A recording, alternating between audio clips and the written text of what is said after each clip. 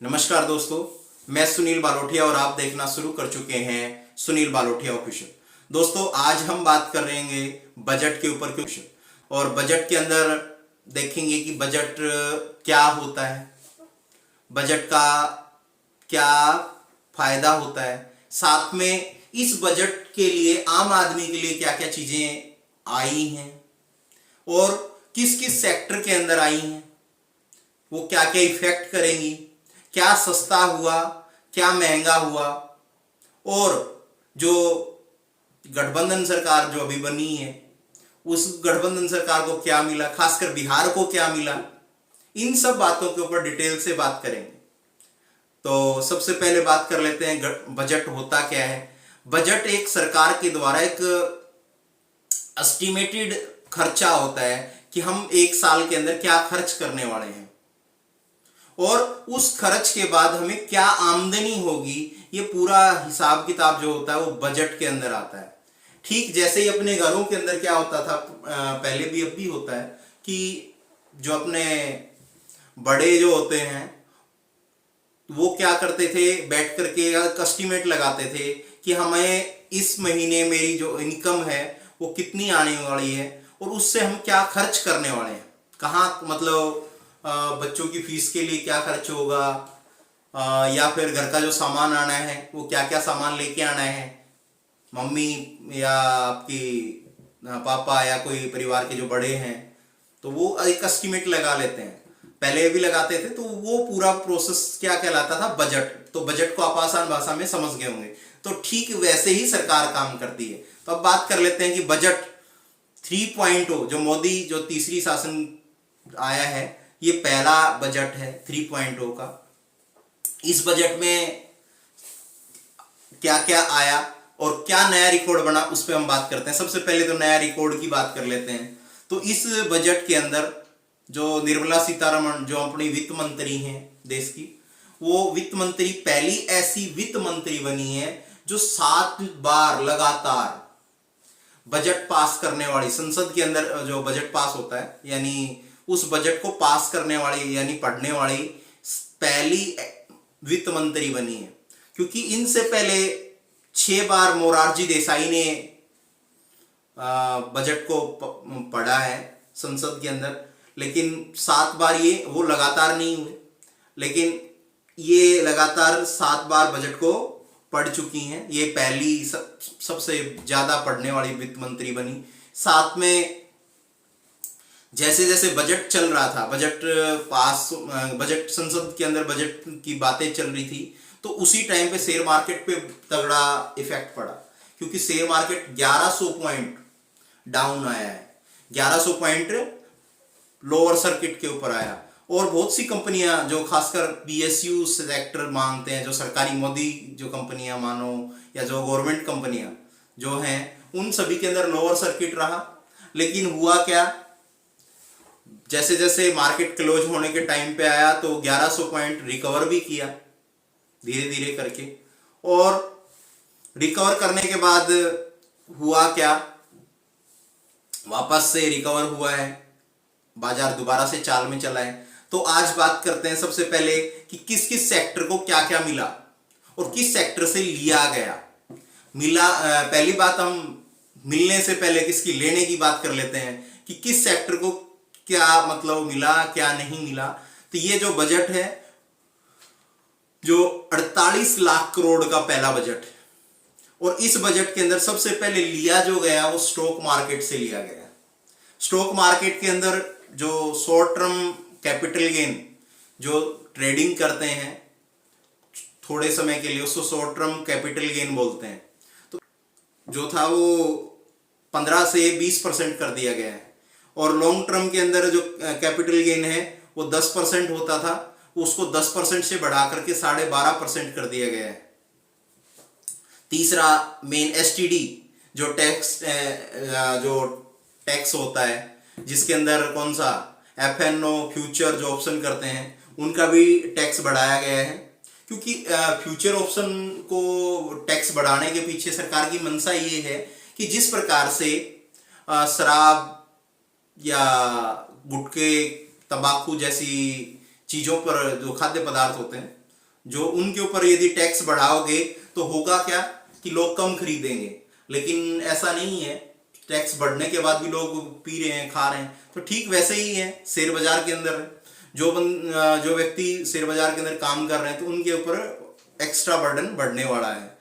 PSU जो government की जो पब्लिक कंपनियां थी वो 6.5% तक डाउन गई हैं, वापस से रिकवर, ये इसके ऊपर इफेक्ट हुआ। इस बजट के अंदर सरकार ने क्या कहा है कि हम किन किन सेक्टर के ऊपर लिया है। इन्होंने साफ साफ बताया है कि जो पहला जो एग्रीकल्चर, एम्प्लॉयमेंट, रोजगार के लिए इन्होंने इस बजट के अंदर प्रावधान रखा है। बच्चों के लिए सबसे पहले इन्होंने एक स्कीम लेकर के आए हैं, जिस पर इन्होंने क्या किया कि बच्चों के लिए 10 लाख तक का लोन मिल सकता है एजुकेशन के लिए। लेकिन ये रूरल, जो ग्रामीण क्षेत्र के लोग, यानी अपने देश के अंदर ही रह करके एजुकेशन लेनी होगी, न कि ब्रॉड बाहर जाने के लिए।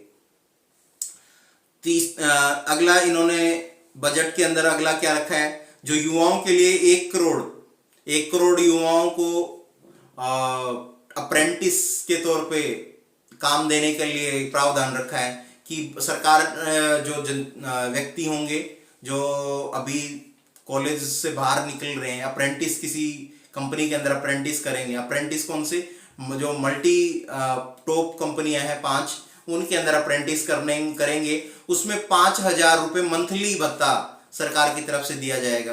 तो क्या इससे क्या है, आप इसके बारे में क्या सोचते हैं कि लोगों को यदि रोजगार मिलता है तो क्या ये जो कार्यक्रम है, जो स्कीम है, लागू हो पाएगी, और लागू होगी तो क्या इससे लोगों की जो योग्यता है उसके ऊपर इफेक्ट होगा। तीसरा इन्होंने क्या किया है, प्रधानमंत्री जो जन धन योजना थी, प्रधानमंत्री जो खाद्यान्न योजना कहो, या जो 5 किलो राशन जो मिलता था वो आने वाले 5 साल के लिए लगातार मिलता रहेगा। एक बजट का प्रावधान रखा है। इसके अंदर क्या है कि जो ग्रामीण क्षेत्र हैं और शहरी क्षेत्र हैं उनके लिए, ग्रामीण के लिए 2 करोड़ मकान बनाने के लिए रखा है, और शहरी हैं उनके लिए 1 करोड़ मकान बनाने के लिए प्रावधान रखा है इस बजट के अंदर।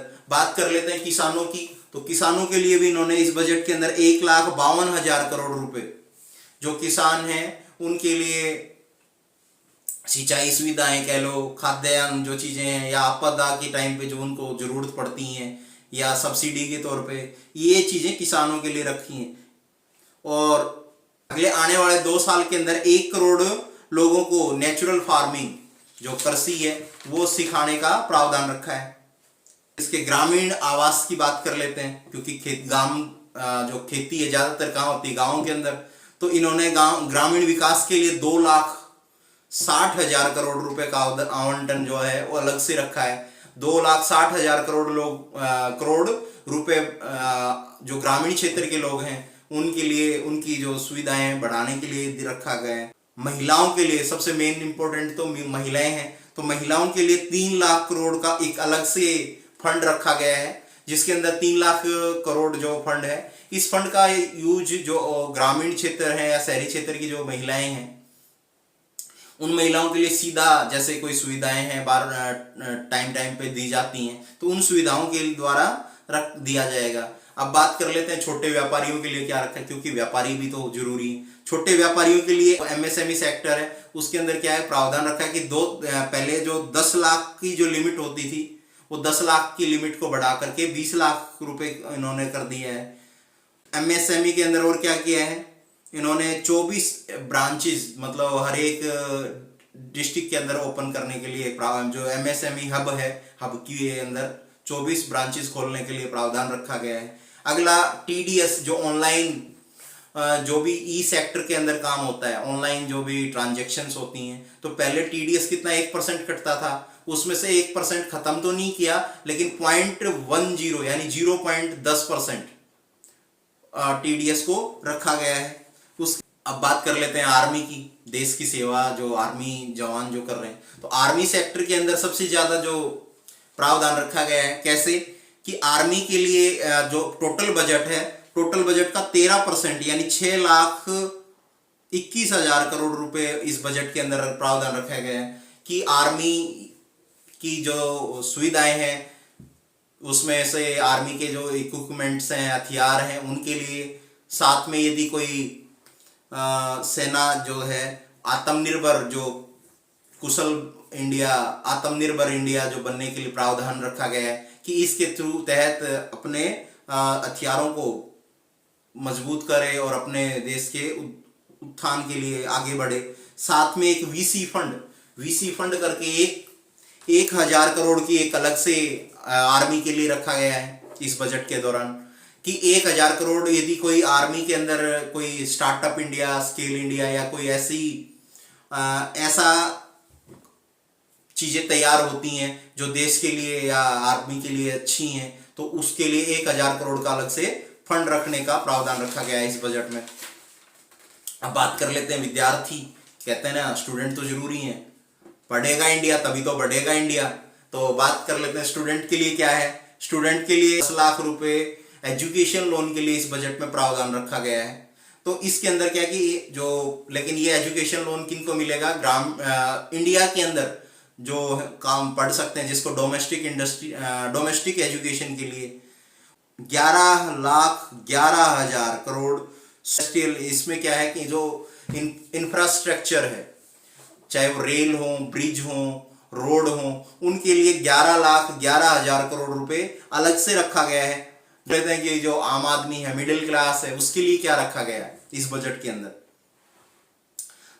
नई के अंदर कुछ चेंजेस किए हैं, उसको कुछ अट्रैक्टिव किया है। तो पहले जो लिमिट 3 लाख तक थी, तो 3 लाख तक अब भी है, उसमें कोई चेंज नहीं है। लेकिन यदि इनकम 3 लाख से 7 लाख के बीच है, तो उसके अंदर 5%, पहले 6% यहाँ पे टैक्स होता था, वो टैक्स कम करके 5% कर दिया गया है। यदि किसी की इनकम 10 लाख से 12 लाख के बीच में है, पहले 7 से 10 है, तो उसमें 10% टैक्स है। और 10 से 12 लाख यदि उसकी इनकम है तो 15% है। और 12 से 15 लाख से ऊपर है तो 20%। और 15 लाख से भी ऊपर उसकी यदि स्लैब के अंदर आता है तो 30% टैक्स का कटेगा, ये ऑल ओवर। और कुल इस टैक्स से यदि आम जो सैलरी वाले जो पर्सन है उसके ऊपर क्या इफेक्ट पड़ेगा, आपने कभी सोचोगे? तो इसमें टोटल मेन जो कंक्लूजन ये निकलेगा कि जो टोटल बजट है के अकॉर्डिंग जो स्लैब है, उसमें आम आदमी के लिए 17,500 जो टैक्स का वो कम देना होगा। अब बात कर लेते हैं कि भाई कुछ सस्ता हुआ इस बजट में या क्या हुआ सस्ता, क्या क्या चीजें सस्ती हुई? कुछ चीजें सस्ती हुई। सस्ती में सबसे पहले तो लेदर को जो ड्यूटी है, लेदर के जो प्रोडक्ट होंगे उनकी ड्यूटी कम कर दी है, तो लेदर के जो प्रोडक्ट हैं वो सस्ते होंगे।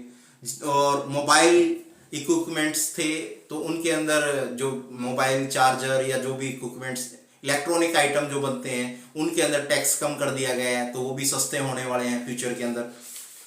उसके बाद बात करें सोना चांदी के ऊपर क्या था? पहले जो ड्यूटी लगती थी, ड्यूटी टैक्स वो 15% होता था, अब वो 6% रहेगा। बात कर लेते हैं प्लेटिनियम के ऊपर 15.4% ड्यूटी लगती थी, अब वो ड्यूटी घटा करके 6.4% कर दी गई है। लेकिन ये कम करने का उद्देश्य क्या है कि ये जो प्लेटिनियम या सोना है, क्योंकि पहले क्या होता था, सोना बाहर देश से स्मगल किया जाता था, यानी इलीगल तरीके से इंडिया के अंदर लाया जाता था। तो अब क्या किया कि वो टैक्स को कम कर दिया, क्योंकि पहले लोग टैक्स की चोरी के लिए ये चीजें करते थे, तो टैक्स को कम कर दिया। तो अब क्या होगा, जो डिफरेंस है वो कम बचेगा, तो उसके बाद जो टैक्स चोरी है वो कम हो जाएगी। ये मेन कारण है स्मगलिंग रोकने के लिए। उसके बाद और क्या कम किया सरकार ने इस बजट में? सबसे मेन जो कैंसर जो धारी व्यक्ति हैं उनकी, क्योंकि कैंसर के प्रोडक्ट के लिए यानी जो दवाइयाँ वो 3 प्रकार की मेडिसिन होती हैं, तो उनके ऊपर पहले जो ड्यूटी लगती थी वो ड्यूटी खत्म कर दिया है। क्योंकि इससे क्या होगा, कैंसर की जो टैक्स लगता था दवाइयों के ऊपर कर दिया, तो इससे क्या होगा, जो कैंसर का जो इलाज है वो सस्ता होगा, क्योंकि वो बिल्कुल फ्री कर दिया है। यानी टैक्स इनकम जो स्लैब आता था उसका। और अब बात कर लेते हैं कि चीजें महंगी क्या हुई इस बजट से, क्या कौन कौन सी चीजें महंगी होंगी आने वाले टाइम में। तो सबसे पहले महंगी चीजों में अमोनियम नाइट्रेट है उसके ऊपर, क्योंकि अमोनियम नाइट्रेट को इन्होंने महंगा किया है स्लैब के अंदर। टेलीफोन जो इक्विपमेंट्स हैं उनके ऊपर टैक्स को बढ़ाया है, तो ये आने वाले टाइम में महंगे होंगे। टेलीफोन इक्विपमेंट्स जो, क्योंकि ये ज़्यादातर क्या है चाइना से इंपोर्ट होते हैं, तो क्योंकि भारत सरकार ने क्या करने की कोशिश की है, जो चाइनीज प्रोडक्ट हैं उनको रोकने के लिए ये प्रावधान रखा गया है। तीसरा मेन जो है प्लास्टिक जो मटेरियल्स हैं यानी प्लास्टिक प्रोडक्ट हैं उनके ऊपर ड्यूटी को बढ़ाया है, टैक्स को बढ़ाया है बजट के अंदर।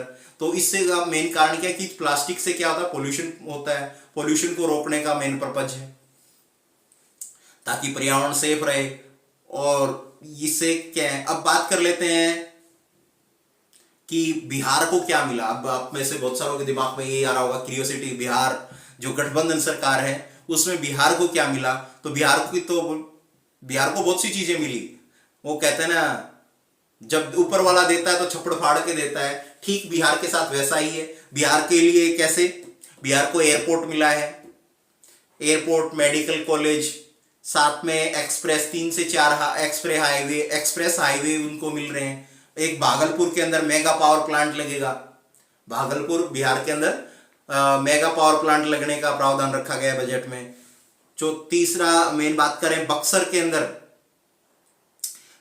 अंदर गंगा जी के ऊपर एक ब्रिज बनना है 2 साइड वे, तो ब्रिज का काम प्रोजेक्ट के अंदर बजट के अंदर रखा गया है। उसके बाद बोध गया के अंदर एक कॉरिडोर बनना है, बोध गया। बाढ़ के लिए जो आता था बिहार के अंदर, क्योंकि हर साल बाढ़ आती है, आपको आइडिया है, तो उस बाढ़ को रोकने के लिए 11,000 करोड़ का एक अलग से फंड रखा है। उसके मतलब कुल मिलाकर के बिहार को 26,000 करोड़ के जो प्रोजेक्ट हैं वो आवंटन किए गए। 26,000 करोड़ बिहार के लिए रखा गया है। अब बात कर लेते हैं कि इससे एक चीज और है कि कईयों के दिमाग में ही आ रहा होगा कि जी पॉलिटिक्स के अंदर एक चीजें क्या चलती हैं कि बिहार को स्पेशल राज्य का दर्जा मिला या नहीं मिला। क्योंकि बिहार के लिए स्पेशल राज्य का दर्जा तो नहीं मिला, लेकिन बहुत सी चीजें मिली बिहार को इस बजट में। तो जो विपक्षी पार्टियां हैं तो उनके अंदर आपस में बातें चल रही हैं, जैसे कांग्रेस है और है, तो उनके अंदर क्या था कि बिहार नीतीश कुमार जी गए लेकिन स्पेशल राज्य का दर्जा तो नहीं मिला। लेकिन इससे बिहार नीतीश जी का मानना ये है कि जी इतना कुछ तो लेके आए हैं, आने वाले टाइम में मिल जाएगा। ये चीजें हैं। अब बात कर लेते हैं जी आंध्र प्रदेश को, तो आंध्र प्रदेश को भी बहुत कुछ मिला है बजट में, क्योंकि बोलो जी सबको छक्कड़ पाड़ के दे रहे हैं तो आंध्र प्रदेश को क्यों नहीं मिलेगा। आंध्र प्रदेश को क्या मिला है, 15,000 करोड़ का फंड मिला है, बजट के अंदर प्रावधान रखा गया है। और इनकी जो आंध्र प्रदेश की जो नई राजधानी अमरावती बनाने का प्रावधान रखा गया है, और इसके लिए एक पावर प्लांट आंध्र प्रदेश के अंदर। उसके बाद सेंट्रलाइज प्रोजेक्ट, कई प्रोजेक्ट हैं, और एक आश्वासन और दिया गया है कि आने वाले टाइम में और भी बहुत सारी जो फंड का प्रावधान दिया जाएगा, और बहुत सारे प्रोजेक्ट हैं जो आंध्र प्रदेश के लिए आवंटन है। उसके बाद बजट में हमने निष्कर्ष क्या निकला कि भाई हमने क्या क्या चीजें बजट में क्या क्या था, युवाओं के लिए था, रोजगार, गरीब लोगों के लिए, किसानों के लिए, टैक्स की चीजें, क्या सस्ता हुआ क्या महंगा हुआ, ये चीजें हमने बात करने की कोशिश की। तो वीडियो काफी लंबा जरूर हो गया है, तो अपनी राय कमेंट बॉक्स में अवश्य दें कि ये आपको वीडियो कैसा लगा। साथ में आप इस बजट के बारे में क्या सोचते हैं, क्या ये बजट आम आदमी के लिए अच्छा है, या अच्छा है तो क्यों है, नहीं है तो क्यों नहीं है, अपनी राय कमेंट बॉक्स में जरूर दें। और यदि ये वीडियो आपको पसंद आया हो, अच्छा लगा हो, तो अपने साथियों के साथ ज्यादा से ज्यादा शेयर करें, और अपना कीमती समय देने के लिए बहुत बहुत धन्यवाद।